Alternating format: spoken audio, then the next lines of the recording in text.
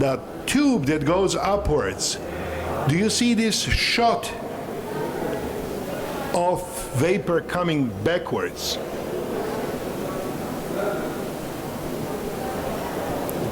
This is something that, to my knowledge, nobody had been talking before.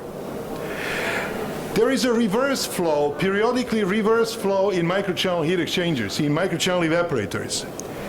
It will go again, and you will see how it shoots down, and then it stops, and this is the moment when liquid is entrained and liquid goes up. And if you wait long enough, you will see in the same tube reverse flow again. Once you see that, it is easy to explain. Not easy. It took me, now it's easy for me to tell you that. And for you now, it's interesting maybe to believe, and we can talk much more about that. What is really happening? You have a flow that goes, this is two-phase flow or liquid that goes into the channel and start going upwards, and it goes through these channels. Why it goes from bottom to the top? Because there is a pressure difference which is created by compressor that is pulling pressure from the top. So flow goes up to the top and evaporates.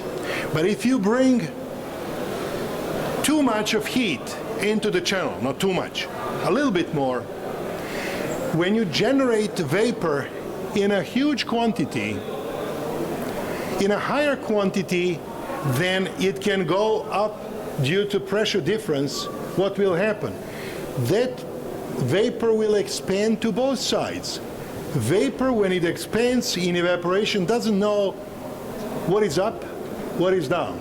It knows where is lower pressure and where is higher pressure. And it expands to both sides. And then, if it is easier for vapor to go down, it will go down. It goes up, but a little bit of vapor will be removed. This is like when we were in elementary school and high school, and when we were learning about relative velocity. You go into the train and you can run along the train, or if you are fast and if you run backwards in the train, you can actually be faster than the train, and you can run relative to the run backwards relative to the houses, to the environment around. So this is the same thing, absolutely the same thing. Just nobody had seen that. Why nobody had seen it? Because nobody had made a transparent header. It's easy to be smart when you see things. Now, how things look like in the outlet header? Because you can see in there vapor and liquid. So these two videos are showing how it looks like at the outlet header. You see, these are the tubes, and that is a header. And now you have vapor coming out, and from time to time, liquid and oil coming up. Because don't forget, this is refrigerant with oil, because this is evaporator which serves compressor, vapor compression system. Now, on the other side, you will see the same thing, but from time to time, you will see even foam that is formed here, because as this oil-rich refrigerant oil mixture is formed here, when the pressure goes down, you will see somewhere here the foam formed. Now you see that foam over here. That is the foam of oil which is left over after evaporation of refrigerant. So this is how flow in the exit of that header looks like. But I will then switch from this distribution issues, and of course we have worked many years to improve that, either to work on improving design or distributors in the header. We have also tried to learn more about ways to improve operation in dehumidification and frosting. And let me show you the example of 3 heat exchangers of a different design. One is round tube plate fin conventional heat exchanger. This is conventional parallel flow microchannel with serpentine fins. These are these fins enlarged, and these are the fins enlarged here. But the third one is with parallel fins. That means fins are not in zigzag fashion, but these are parallel fins. And view from the face side is like this. Basically, fins are cut, tubes are pushed, shoved into the fin stock. Fins are a little bit bent, and on the back you see the straight fins. I'll show you the drawing a little bit later. So we have compared these three heat exchangers of a different design. These two have identical sides, everything is identical. This round tube plate fin has identical face area, but it is twice deeper. I'll show you the performance in dry, wet, and frosting conditions, just to see how similar or different they are. Heat transfer and pressure drop. So here you have three colors. This one here is serpentine, magenta. Blue is parallel flow, parallel fin, and yellow is round tube plate heat exchanger. You see here UA. Of course, this is the highest when this is twice deeper. Same fin spacing. So basically, if we would cut it into half, the performance would be here. So this conventional serpentine fin was slightly better performance in dry condition. This parallel flow is slightly worse. The worst is really round tube plate heat exchanger in dry conditions. Look at the air side pressure drop in a dry condition. 50 Pascal for round tube and something around 25 Pascal for these two designs. So since this heat exchanger is twice deeper, we could say that per depth all of these surfaces have the same pressure drop on the air side at the same velocity, which here was 2 meters per second and 3 meters per second. So no difference significant in pressure drop when heat exchanger is dry. When heat exchangers start working as an evaporator in air conditioning situation, it will have condensate outside. Now, in wet conditions, we have time-dependent performance. So this here is over an hour and a half.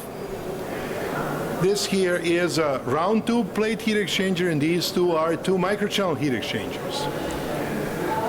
I think you know that when you start from a dry condition, heat transfer coefficient is significantly higher.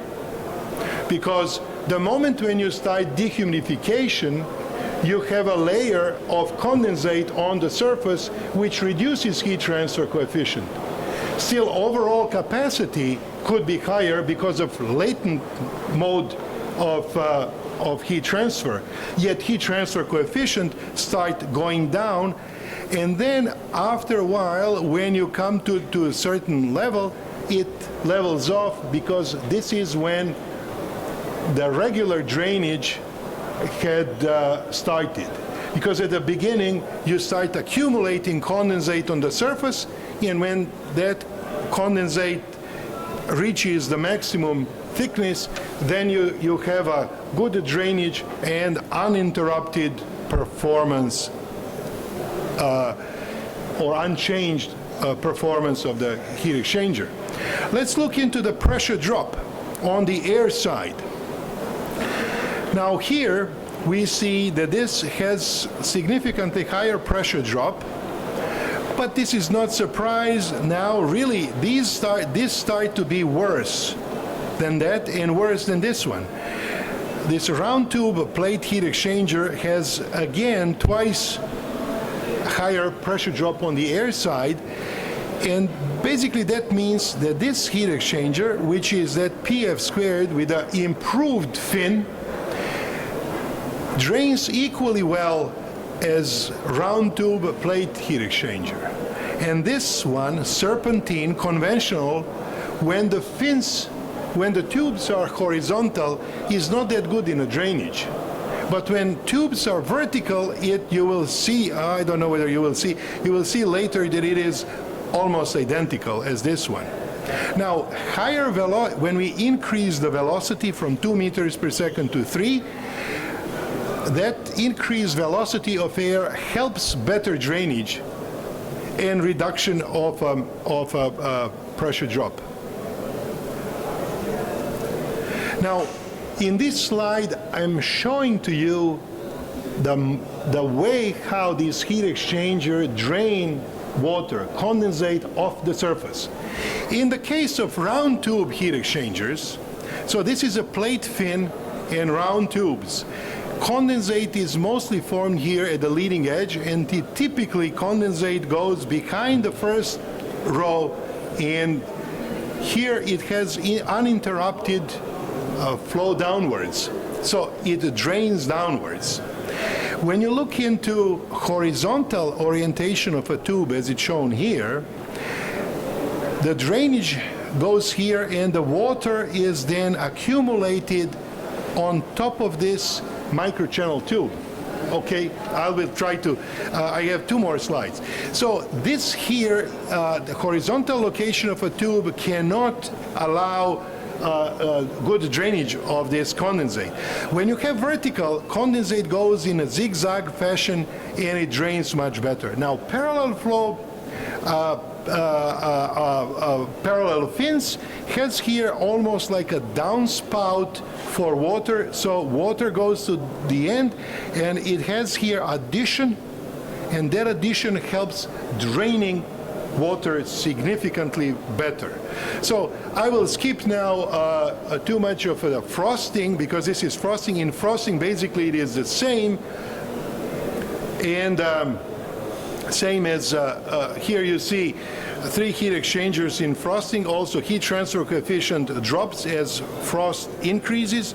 Much better performance of microchannel heat exchangers in both cases than a round tube, yet when frost is accumulated then it becomes equal with the round tube plate heat exchanger.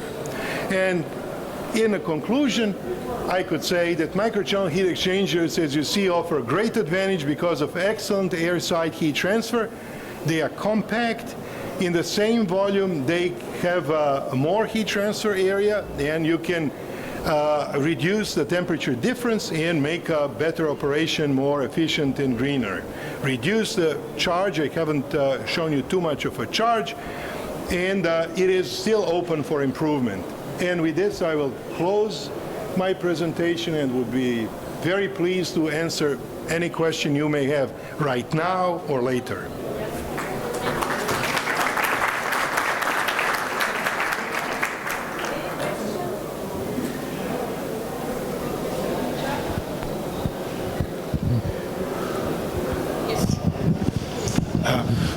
Could you say a few words about the cost? About the cost? Yeah. It is always difficult to talk about the cost, but roughly I could say following. Those of you who don't know how to determine the cost, you can go to any shop that sells spare parts for automotive air conditioning. Go and look what is the cost of the condenser. Typical capacity of the automotive system is something about 8 kilowatt capacity, now at higher temperature differences. And you will see that you can buy one condenser that serves 8 kilowatt capacity for something about 70 to 150 US dollars, so something around 100 euros. So you can buy a condenser, 100 euros, that serves something around 8 kilowatts. Those of you who make heat exchangers, copper, aluminum, you can make your math. Generally, in principle, if you don't have a production of microchannel heat exchangers, the most expensive is to set up the brazing process and the lines, because that's new. Once you have that set up, it is not that expensive. sometimes maybe more, sometimes maybe less. One of the greatest advantages is that it is aluminum, so it is lighter and doesn't use copper, which is the most expensive part of every heat exchanger. So that is a potential for cost reduction. But as I said, the best is go and check the prices, and I gave you the price, $100 per roughly, let's say 5 kilowatt cooling capacity, 8 kilowatt condenser. So that's pretty good price, low price. I think cost is on par, very competitive, if not lower cost. Sure. Thank you, Professor. My question is about backflow. About what? Backflow. Backflow, Video. What do you think? What's the effect of gap at the entrance section of the header? What's the effect of gap? What is the effect? There is a backflow even there, and I didn't press that too much. You could have seen liquid also coming back. But not that much as where liquid is there. In principle, this what I have shown is the situation in a normal evaporator if you don't do something good, something better. This operation would not be acceptable for any normal operation of the evaporator. So what you want to do is you want to improve distribution. The moment when you improve distribution, you will not have that vapor at the inlet. You would have a better situation. Improvement of the distribution are typically done in industry by using some sort of either obstructions, orifices, and all of that. So you can do some, not magic, just squeeze the cross-sectional areas, and you can improve the distribution. The major problem is that you can improve the distribution only in one condition. When you start varying the conditions, if you have a variable speed compressor, or if you have two-stage compressor, or even when the conditions are changing and thus capacity of the compressor and the flow rate, then these effects of tweaking something are very diminished.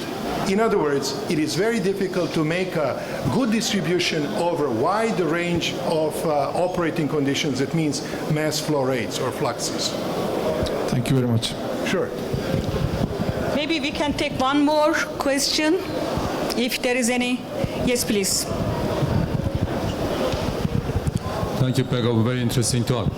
I just want to say there is tremendous challenge still left on the air side.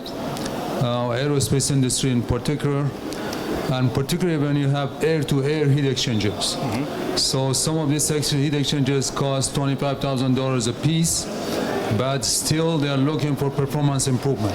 So I would love to talk to these customers. Right, I would say 200 watts per meter square degree K is a lot of good heat transfer coefficient, but still when you compare to the refrigerant side, 10 to 1 is the ratio. So Yes, I think we need to think about... I cannot agree. 10 to 1 is ratio. Right. At least 10 to 1. Right, so we need the young generation in heat transfer come with good ideas in air side. Exactly. Right. Air side is still dominant. But this is way better than round two plate heat exchangers are. Far from 4 times, but far from being perfect. Far from being perfect. I know they have more questions, but Okay, we'll talk more. yes, Thank you very much.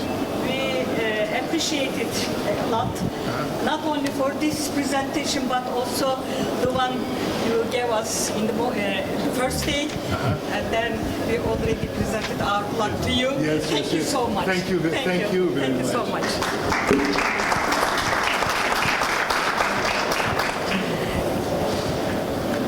Our next invited speaker is Professor Herbert Bley. Right now he is senior consultant. Born in 1946. I don't want to say that, but you gave us this CV, that's why I'm saying it. After the studies of architecture, with the professorship of one's conferral of the doctorate in engineering. His thesis was thermal characteristics and storage properties of internal kitchens. In 1976 till 1986, he had many research and development projects, and he was team leader with Bethel Institute in Frankfurt. He was head of engineering and also vice managing director with Sud Rulik. Between 1986 to 2012, he was professor in Cologne University of Applied Sciences. His research area was air conditioning and acoustics. Since 2012, he's been senior consultant for air conditioning, acoustics, and energy saving.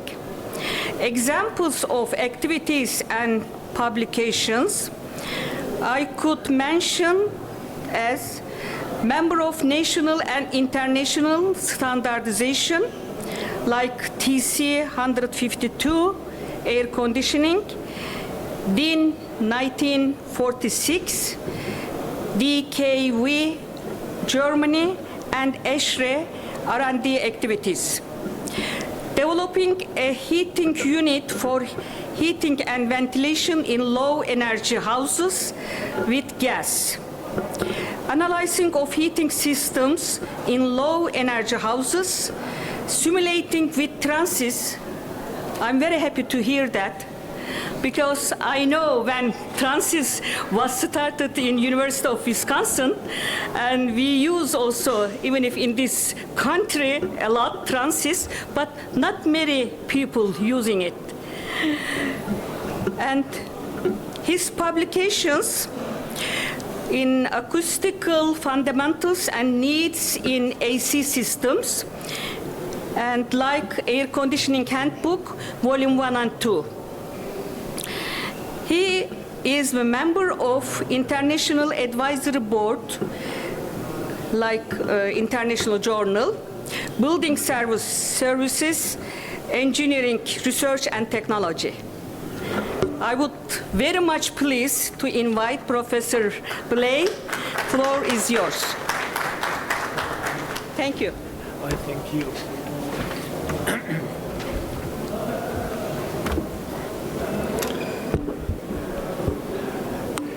Yes, good afternoon, ladies and gentlemen. At first, I want to send my thank you to the board of this conference.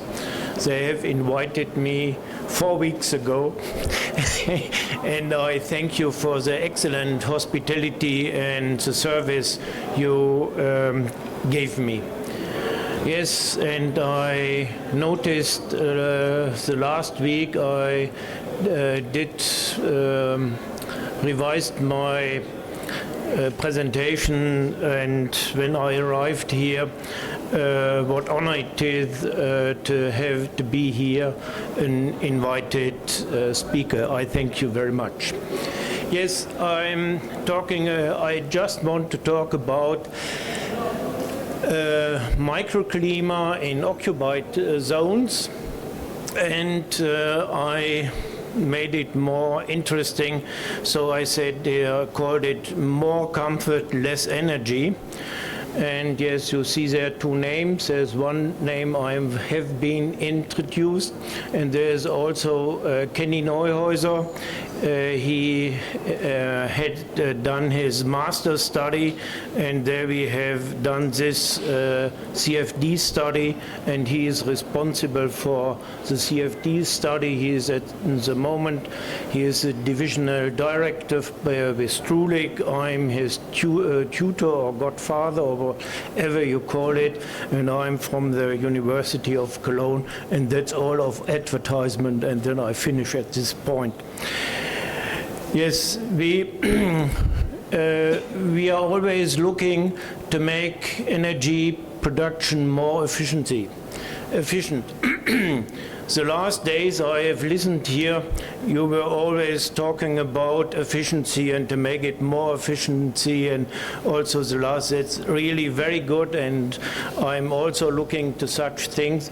But I think the best way is to save energy is to look what I can do, how to find energy that is in my definition, it's energy you will use in your room where you are living. And so I say energy we don't need, we have not to produce, and I think that's the best way to save energy. And so I will make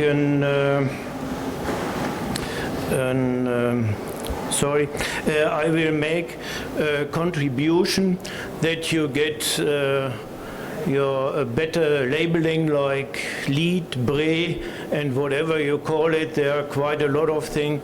My critical point is that the aspect of energy is weighted too low. You have, when you look to these labelings, you have only weighting of 25 or perhaps 30%. But if you have social equipments like kindergarten and so on, then you get quite or you have for bicycle a place, then you get quite better points. And when you look for air conditioning, they are only looking if it is if there is no draft in the occupied zone, and if it's not noisy. But they don't look to energy what I can save. Okay, yes, that's just about architects, just one example of my thinking is Buckminster Fuller, and in the 15th he has developed such houses like, there I have, like this. And in those days, architects, and he has also developed here and designed this car. It was only a 90 horsepower car, and you could also get a high speed of 200 kilometers per hour. Yes, in those days, the architects were more thinking in relating their ideas than, but they were missing the investors, and they were always thinking about to save energy.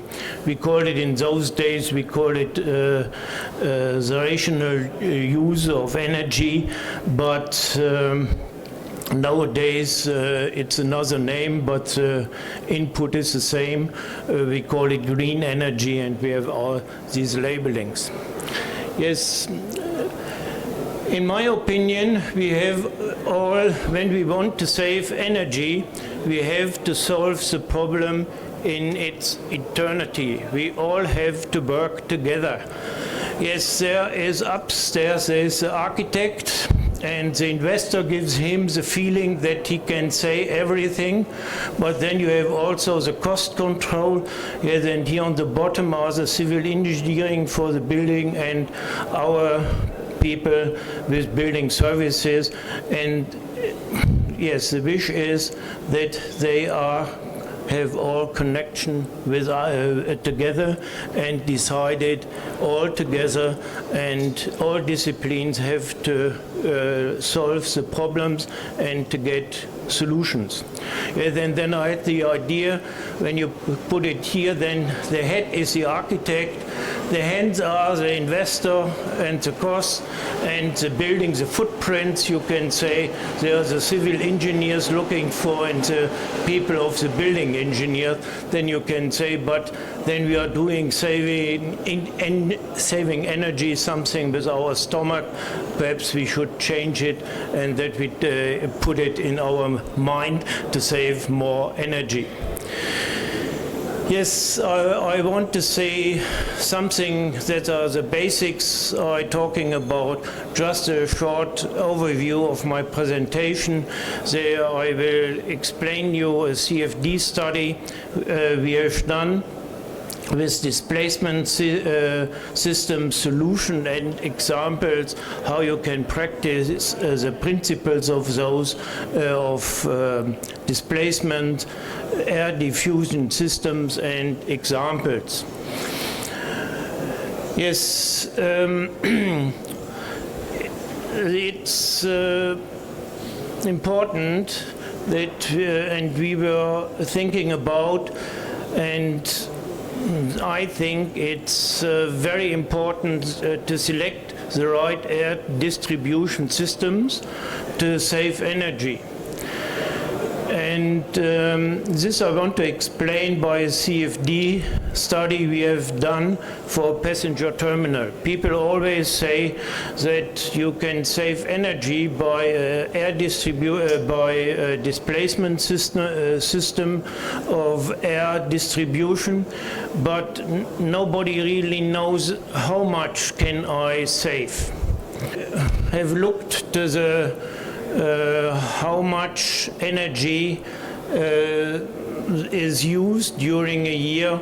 That is 300 kilowatt hours per square meter per year, what you need in, what is the use of energy. And then you, and this, but nobody can tell you how much in this is the part is electricity. Then you have a very high consumption in primary energy, and then of course also the pollution of CO2. Now that I have told to on the passenger terminal conference, and then they said it's right, some airports had higher consumption, and nowadays, that was last year, this year they start to figure it up, and they are looking for the energy consumption per passenger which is passing the terminal. But then you come nearly to the same figures I have found, but at least they don't know it, and as a chief of maintenance told me the energy 1 year ago, he said the energy is too cheap, that they look to it, so that means the amount of for energy in the whole costs of airport is not so interesting. But then he said no, they want, the boards want to have labeling, and for me it's now a good argument to save energy. And so you see also a good side of labeling, even if the energy is not weighted so high, but they are working on it. Yes, so more comfort, less energy, and I'm looking here to this area where the people are. I'm not much interested in the area above this. And here you see a floor plan. And yes, we couldn't do the whole area there. We don't have the computer capacity. For example, when we are just doing some simulation, CFD simulation, then it takes sometimes 3 days to get the results. It's not so easy as most people are thinking about it. And the area we have looked at was this part of the hall, and there is the entrance, and here's the baggage claim, the counters, and all those things. And this is the airport of Stuttgart, and I hope that we can make compare it with the other terminal, because this terminal has a displacement air conditioning, and on the other side besides this is the same hall, but it is air conditioned by jet nozzles, and the whole space here is also air conditioned. There's also a story why we have done this, but in the simulation model we have then the following boundary datas. There we have the floor with 22 degrees, the surface of the facade with 32 degrees. It's a summer day.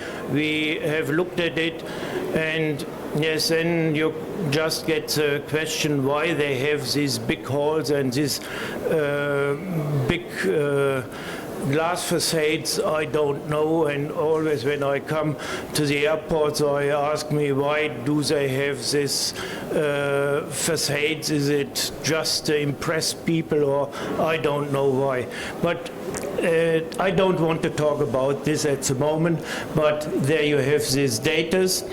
And then the internal walls 21 degrees, and the roof is here 26 degrees. Yes, then we have gains. Yes, in air conditioning gains, it's always called gains, but it's load for us that we have to get out of the room. And so we have lightning. That's, in our opinion, for such hall, it's very low, 20 watt per square meters. If you take LED lights, then you can lower it a little bit. And then we have the total radiation. If you don't have very much shading, of 170 watt per square meter. And the internal gains, on the first day somebody said we should lower the internal gains, but that is impossible because I have the persons there, and every person has 75 watt per person. That is difficult to lower, even also to lower the heat load from the computers as well as the displays. The industry just has done quite a lot to lower the energy consumption, but that means the heat losses to the room. Yes, we are looking there. There are 18 jet nozzles on the check-ins, and it's versus the 19 square meter displacement diffusers situated, which are here on the bottom under the counters on the floor, and here where is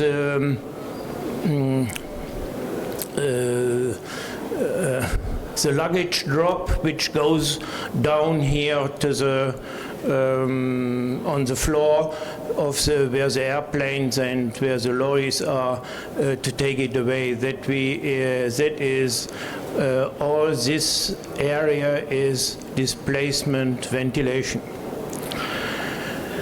Yes, when you look there, and we have here the air temperatures, and then you see in the occupied zone we wanted to have 20 degrees C, and this is about 2 meters 20, and what's going on here on the top, that is not the question. That we don't want to condition in any way, and we just want to see that is here in this area we have just 20 degrees air temperature, so that people are going there, and the people which work there, that they feel in a good and have a good condition. And in the non-occupied zone, yes, there we have 24 degrees, but it can also get, yes, that's the highest here. It's depending to the surface temperature just here under the ceiling. And it can also be higher, but we have also looked if it is perhaps radiation to the people that they don't feel very well. Yes, when we look to the air the velocities, then we have in the occupied zone a velocity less than 0.2 meters per second. That is very comfortable, and also in the rest, yes, of course, there's a little bit higher, but we don't have anywhere very high air velocities.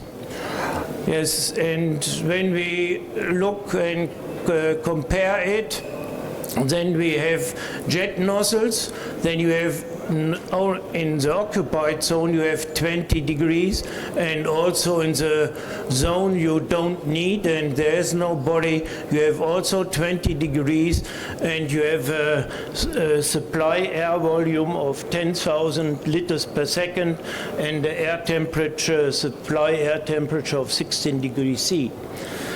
When you look now to the displacement diffuser, you have here a higher temperature, of course, but here we have the design temperature you want to have, the 20 degrees C. You only need to get these conditions, you have 6,660 liters per second and air temperature of 18 degrees that we had put down for this simulation. Yes, that makes, I hope that makes you a little bit more lucky. And so when we look, we have jet nozzles, then we have high draft risk. You see here how the air streams come together and then it goes down here, and you have here high velocities up to 0.5 meters per second, and that's also what people say. The people who are running this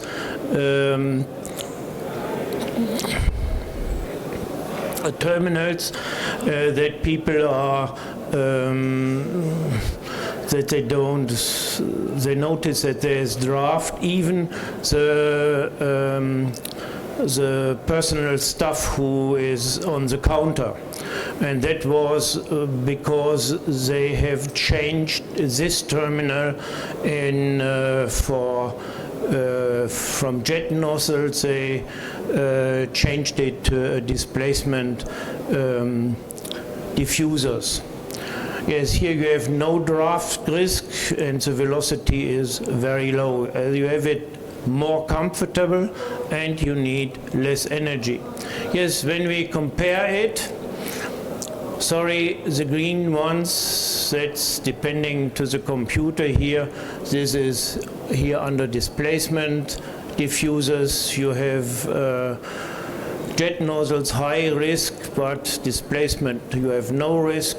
Energy, yes, we have calculated if you have, sorry, you need, you save 33% in the for the supply air, and when you look to the air temperature and all put together in the whole, then you have you can save when you see the energy to also you see the look to the energy to condition this supply air, and you put all together, then you save 45%.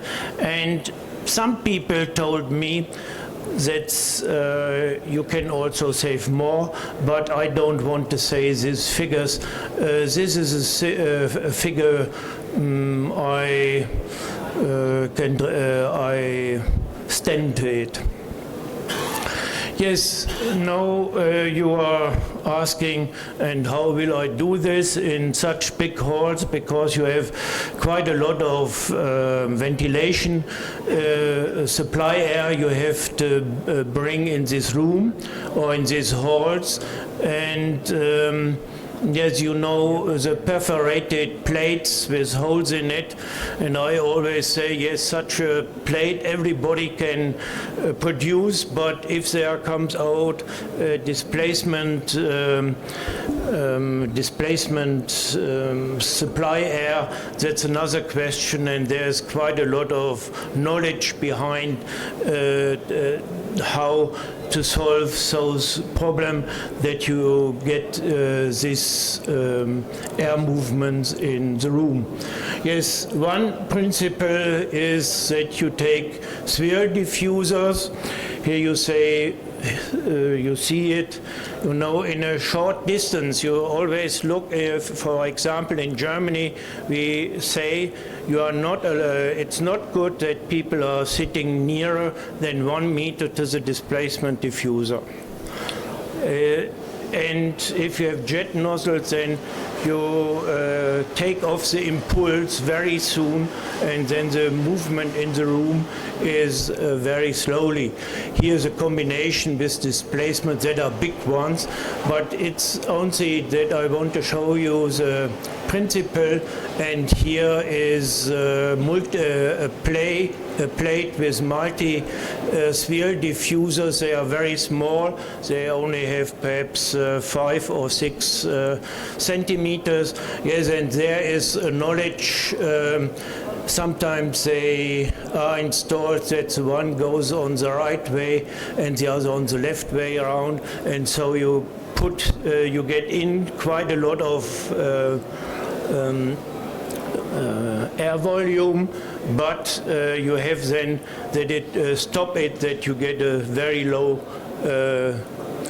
velocity, and you can combine it then, for example, with plates here with the holes in it, and that is the knowledge that you need how to do it in the right way. As you can also, of course, when you want to have it with jet nozzles, for example, then it is a combination of jet nozzles with sphere diffusers, and that's yes, that's tricks you can take to put the air in this way in the room. And here you have jet nozzles with there is the adjustable rubber is in there that you can just put the air if you want it more up or down. It's depending, and that you need if when you want to get more in the room, that you get deeper in the room. But this is only examples how it can work. Every project at least must be customized.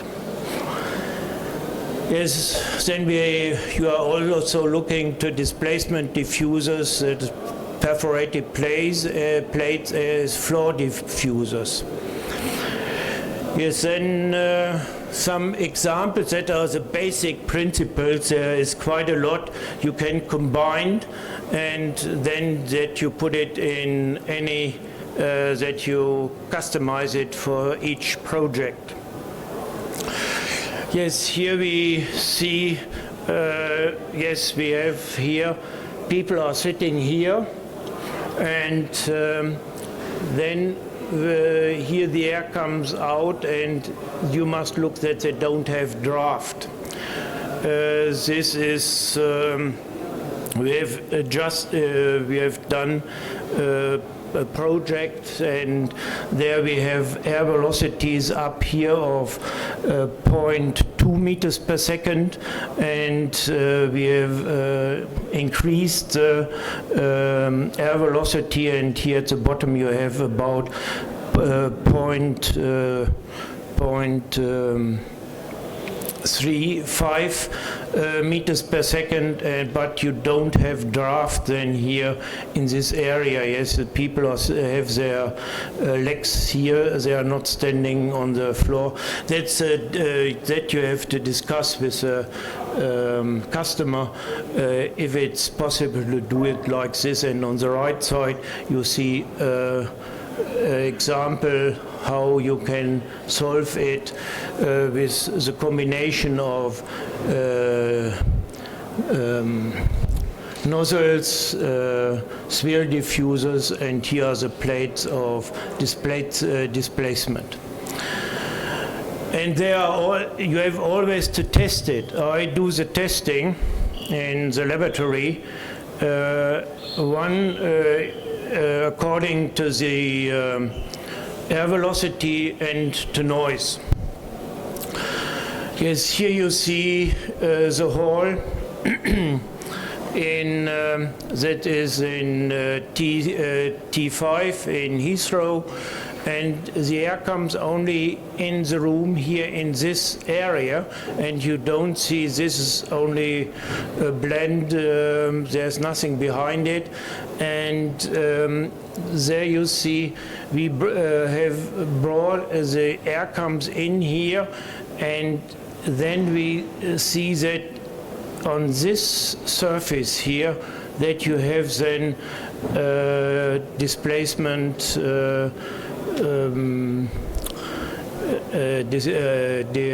displacement air. That means air with a very low velocity. It's about 0.3 meters per second. But then you can bring in quite a great volume of supply air, but it's without draft, and you just have the condition up to 2 meters. It's not over 2 meters. Yes, here you see another example. It's integrated with a column, and the fire protection there is done, and that was good with the architect. He was very he thought it's very nice, and so he didn't. People don't see this column there, and so then you can do it in this way and combine it. Then you have here also columns, and here is baggage reclaim. You see it's only in this area where is the occupied zone, and here you see how it is installed. And what's behind the surface you see here, and there's a whole technology just to bring in the air. Yes, you can integrate it in facades. It's freestanding, or you have it like columns, or here like a table in the room where the people are waiting. The people can just stand beside it and they don't notice any air velocities. Yes, you have also the line diffusers. If you have here along the area of where people are going, and or where they have to walk to get to their baggage claim and so on. Here you see again, this is the area in Stuttgart. We have looked at it. Here is the supply air outlets, and here you see it a little bit nearer. Or you integrate it under the stairs, because this is always an area you can't clean very well, and so you can use it for the supply air. Also, you can use it in offices, like here on this side. The air comes out, or you put it just in a corner. That's a little conference room. There are only 4 or 5 people are sitting there in this room. But also there you can put it in and integrate it there. Yes, the summary is my opinion. When the first sketches are done by the architect, all disciplines have to come together. there you can decide quite a lot how to save energy, that you discuss with him, can we, do we need all these windows? Which direction we prefer. Will I really have the south side with the large windows? That's in summer very difficult. Or do I have all these fenestrations in the ceiling, and so on and so on. But then he didn't make his final design. He just started, and there you can change. But this is very important. This is at this stage. They come together, discuss, and have ideas how to solve it so that they can do it. I think that is my opinion, things they can do. Then the boundary conditions must be prepared, that it's all right. And the air conditioning displacements is always customized. You can't say, I do it like this.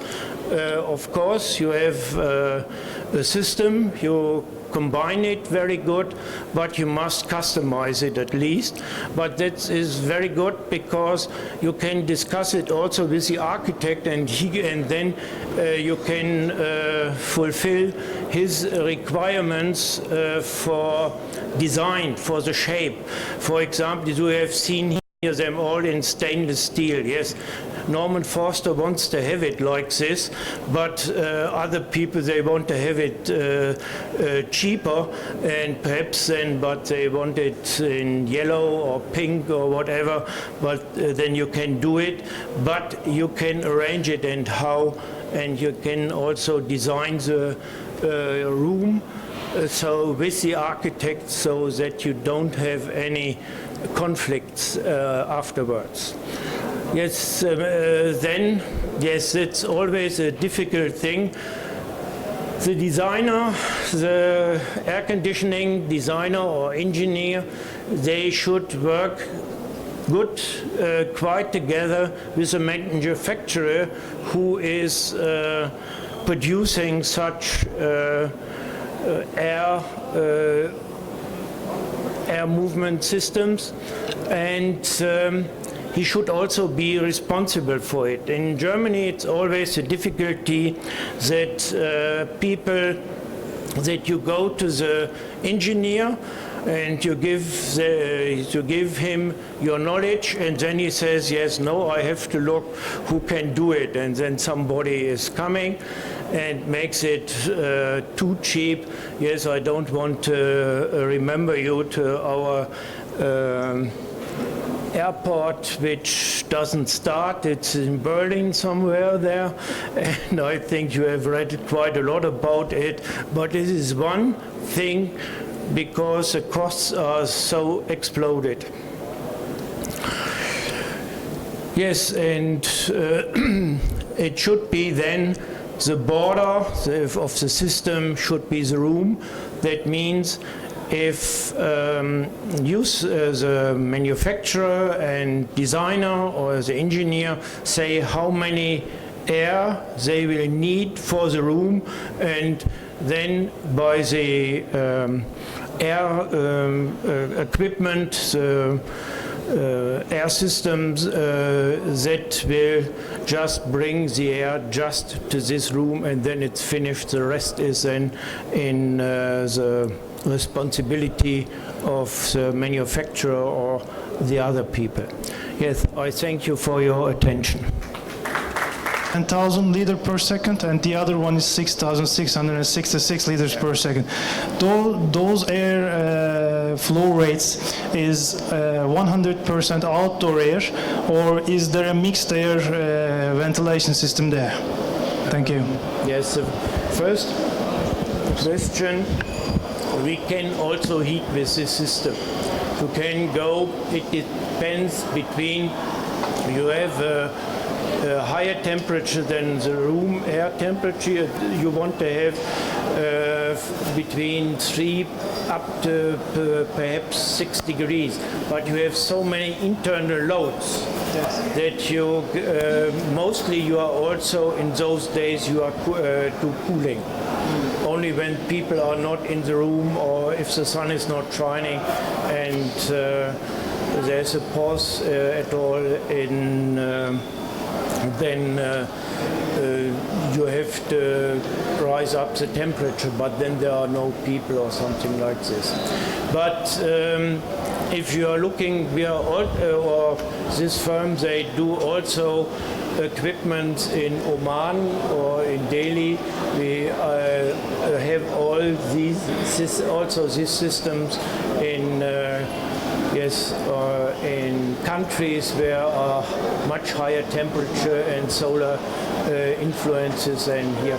But then we combine it a little bit more because you have to get then more in the room. But then you have to do also extra studies so that you can solve it. And one thing I say, these CFD studies are helpful to make the first decision. It's not the truth that you have, to have to do it in experiments or something like this, and you can have some regulations you can do afterwards. You put it in your safety a little bit so that you can correct it afterwards. And to the air volume, yes, it's a great problem. I think in Stuttgart, usually we don't look at it, but I want to give you an answer. When this was erected, then they had 100% outside air. That was law. And nowadays, if you have CO2 controlling, then you can also mix air. Then you need this. It is 2 years ago that we can do this. Yes, because when you are trying to design a mixed system of air handling unit which controls the carbon dioxide inside, then you have to exhaust the hot air from the top of the air room, and you have to turn the that energy, that exceed energy, to the air handling unit. So there is no energy efficiency there. Then that's right. That's a problem. They have done it when I start studying, when they extracted the air over the lights. You know, that was thank you. Funny as you told it. Okay, thank you. But that you can then discuss and decide with the designer and the engineer.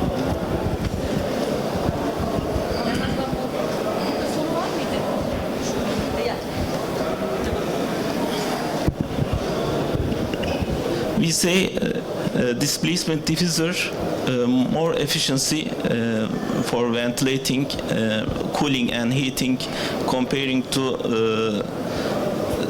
jet nozzle, we say.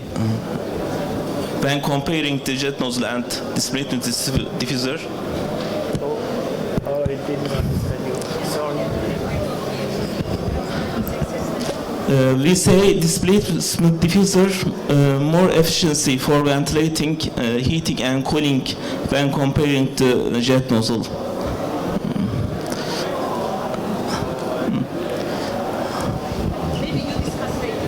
Yes. I'm sorry. Maybe you discuss with him. Yeah, okay.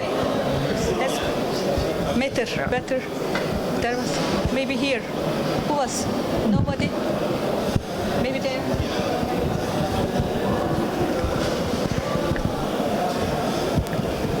Hello, dear Professor Blay. I would like to ask 3 questions.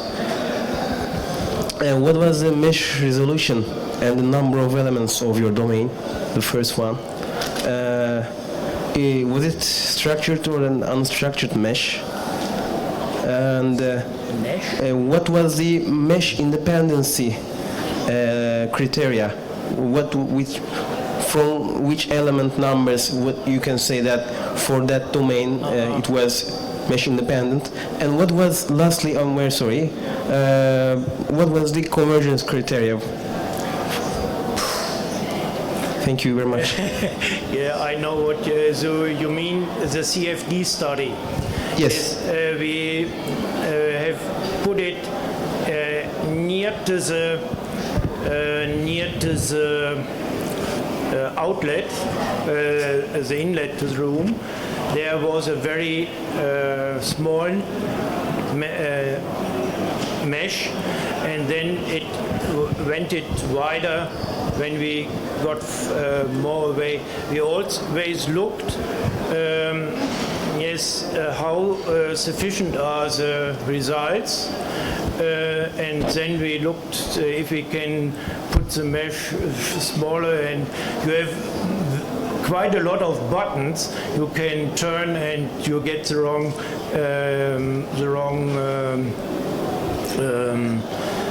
results.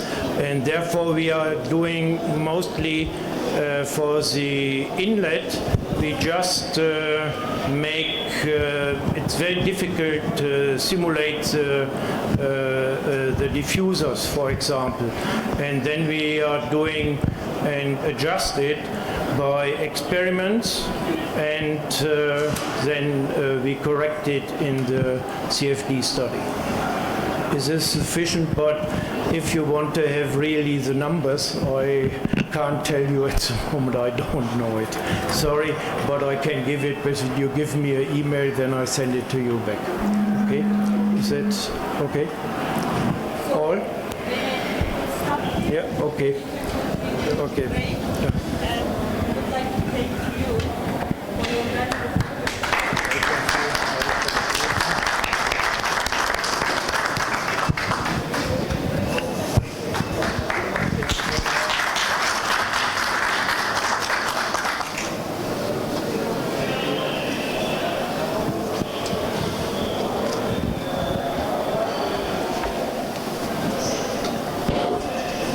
I know you must be tired, but we have one more invited speaker, Dr. Cyrus Nasseri.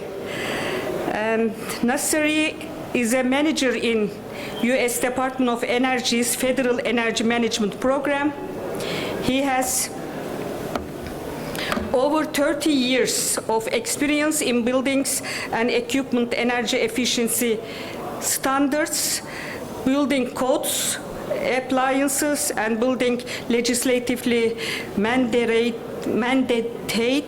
rulemaking and fleet petroleum conservation requirements. He is the member of ASHRAE's Standards Committee and member of that committee's Planning, Policy, and Interpretations Subcommittees, PPIS, as well as past chair of that committee's Code, Interaction Subcommittees, CIS. He has chaired many technical committees and standard project committees as well, and served as ASHRAE Distinguished Lecturer. Dr. Nasseri also served as a sub-task leader of the International Energy Agency's Annex 46, Holistic Assessment Toolkit on Energy Efficient Retrofit Measures for Government Buildings, and is a member Technical Committee 205, Building Environmental Design. He is currently, as I said earlier, working in Department of Energy's Federal Energy Management Program, where he leads federal rulemaking activities related to energy-saving performance contracts and building energy government projects. Dr. Nasseri is responsible for the development and support of efficiency, green rating, sustainable design, and fossil fuel reduction standards for new construction and major retrofits of federal buildings. He also was responsible for improvement of Department of Energy's own building as well.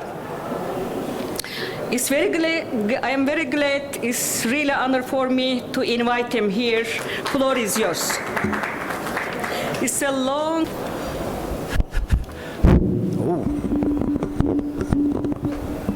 Dr. Erdogan, thank you very much for the very long and impressive description of my background.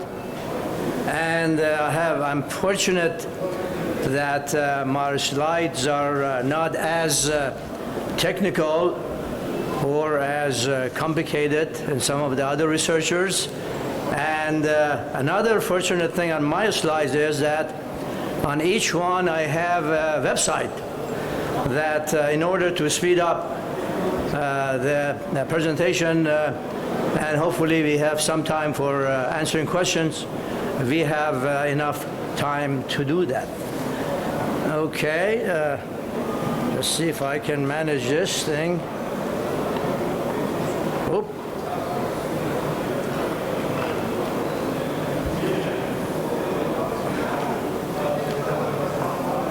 Okay, thank you.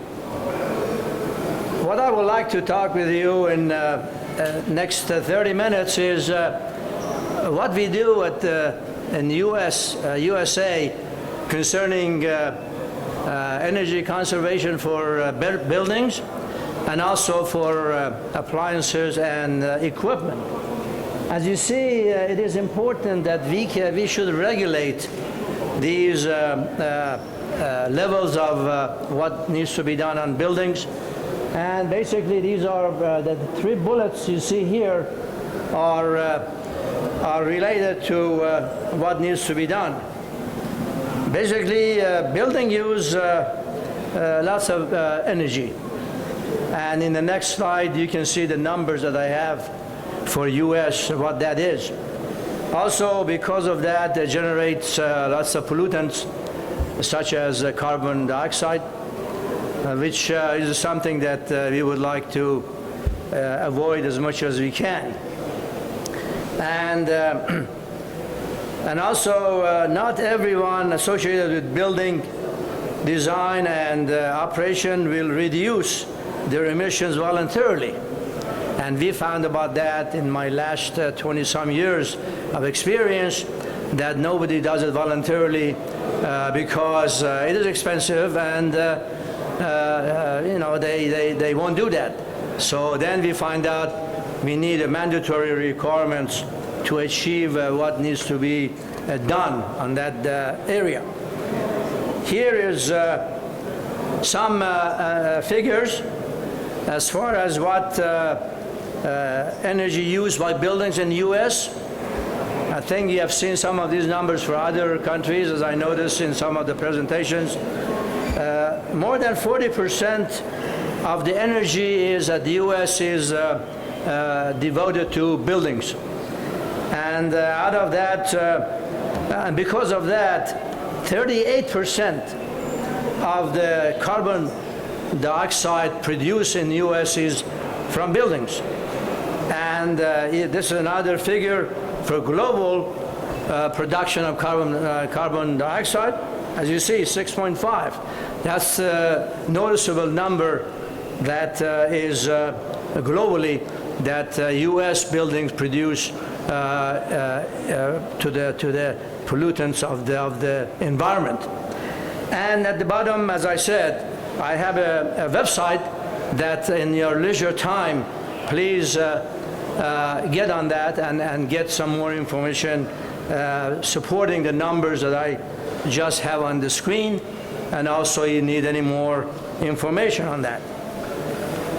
Okay, the next slide is something from this interagency panel, or I should say intergovernmental panel on climate change working group that we basically, the White House established in the US.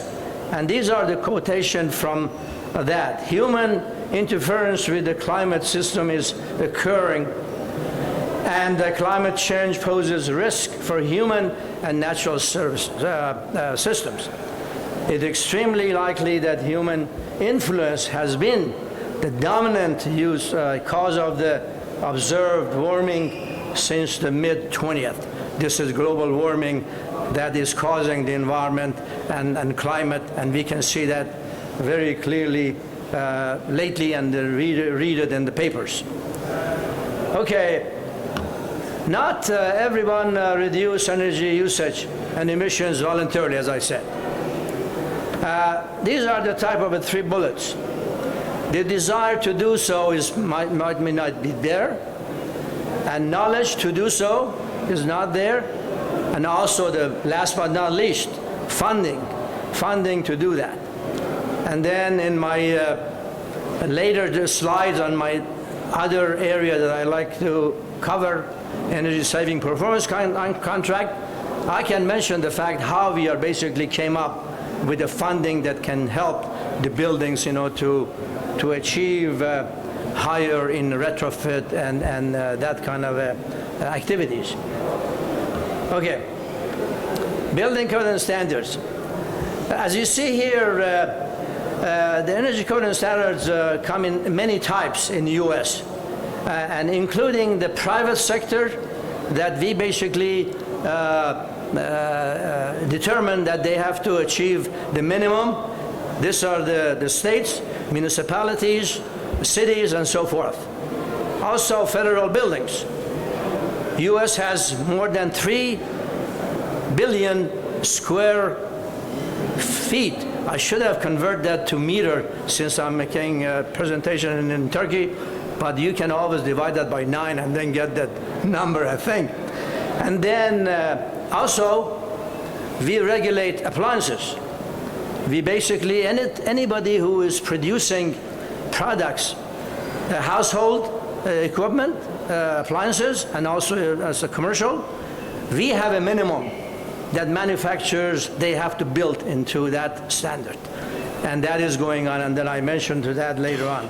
So we are regulating the buildings, have a minimum for that, federal and also the public buildings, and also appliances and equipment. Okay, let's go to each one of those in really quickly. And this is the commercial and high-rise standards that we selected to be the baseline for the energy efficiency of the residential buildings. I'm sorry, commercial and high-rise multi-residential building. I'm very sure that you are familiar with the standard 90.1 ASHRAE, and that is the standard that we're talking about. And we selected that standard to being the baseline for the private and public buildings. Very simple, because I'm myself been member of those standard committees. And for example, standard 90.1 has 54 members. And these 54 members are coming from all sectors. Designers, architects, manufacturers, utility companies, and also government. So nothing better than having such a combination of the people trying to come up with the standards, and we decided this would be the baseline for building commercial building. When I say high-rise multifamily, and this is the 3 levels.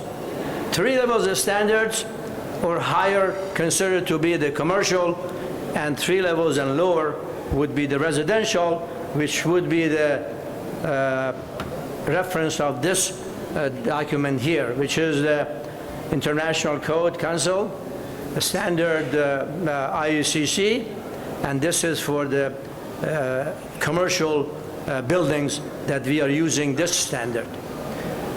At one time, ASHRAE had another standard, 90.2, but unfortunately that document was not ready by the time we tried to reference any standard for federal, and then we decided to go with the IUCC or IUCC standard on that.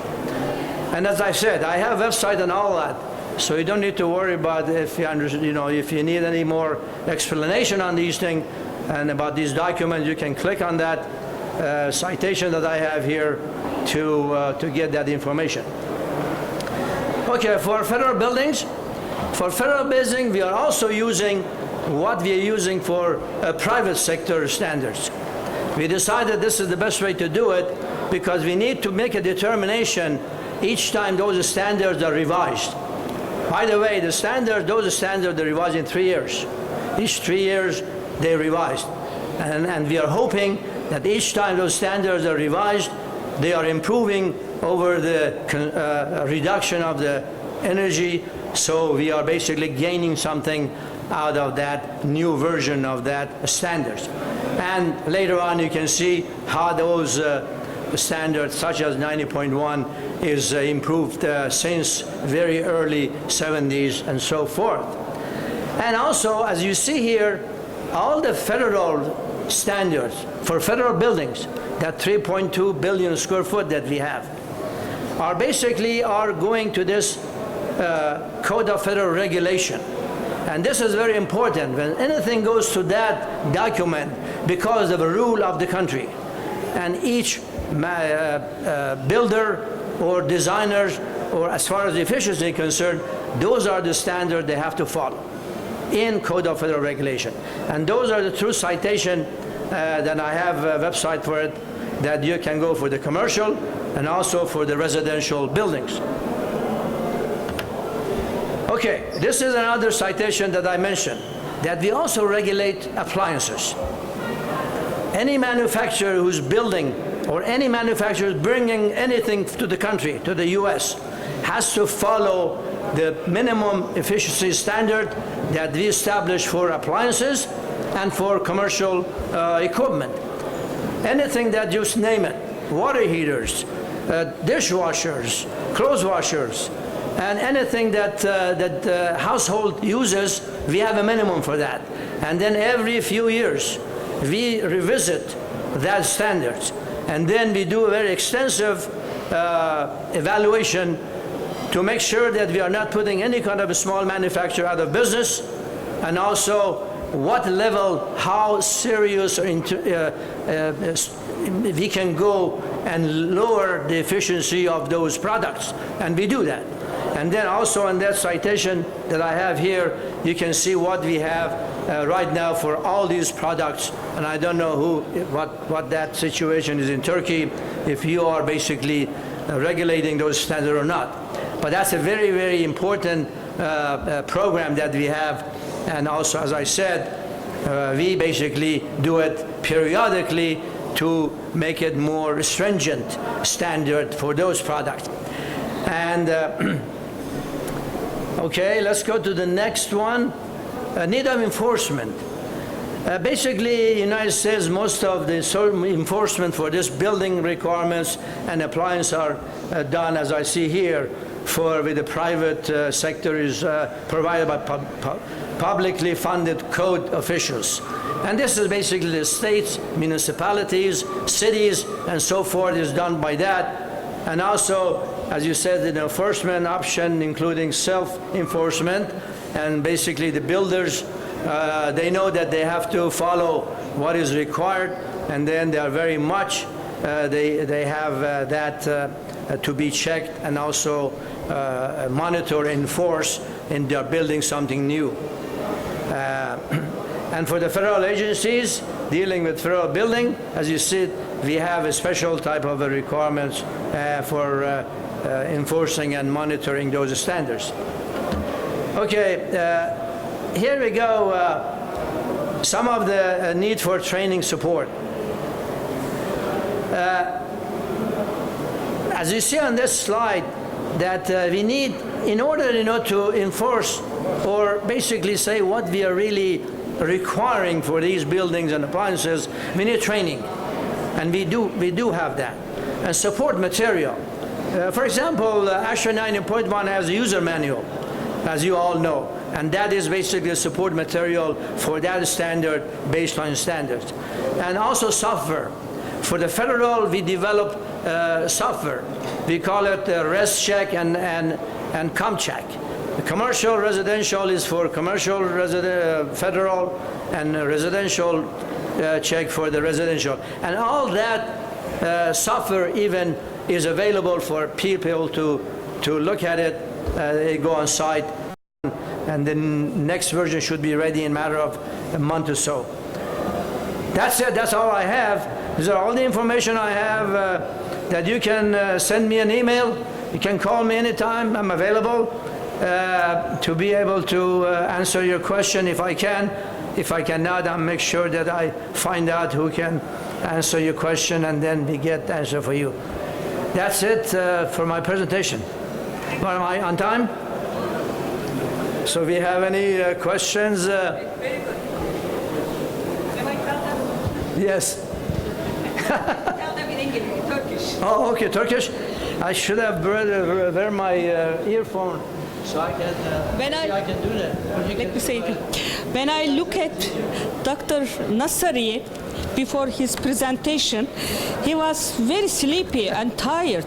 I said, how you could give this lecture? You are so sleepy and tired. But you see him. He was great. Thank you very much. We appreciate that. Thank you. No question, right? No question? That's good. Okay. Do you have any question? Do you have any question? I forgot to ask. I think the way I presented with my website and question to everything him? on every slide. Maybe you. No? Yes, you. Dr. Yes. So any plans for another recovery act coming up? What happened, Dr. Hadi? The president came up with $2 billion a year 2 years ago for this ESPC programs. And then he gave 2 years, very, very tight schedule that you probably were aware of that, $2 billion for the agencies to go ahead and spend that money. And then about 6 months ago, he assigned another $1 billion a year until his term, 2016. $1 billion a year. So maybe something like that is something to we can talk about. So how that could be basically implemented, and talk to some of the ESCOs. That's the agencies, two agencies to spend that money. So that's only the IRA thing that I think is coming up. Yes, good. You have questions? Yeah. It's not working? Thank you for your presentation. At the beginning, you mentioned that 3 bodies are regulating the codes and the standards in US. How they are being harmonized to avoid parallel working? There are 3 bodies are working for regulating and standard settings. How they are being harmonized to avoid parallel working, parallel setting standards? Let's talk about, I don't know exactly what, let's talk about that individual. I don't want to take too much of the Dr. Yes, we should leave. We should take a break. Okay. Yes. Okay. I was almost sleeping, but I didn't want to sleep. You were great. Okay, thank you. Yes, this is the certification of appreciation. Thank you very much.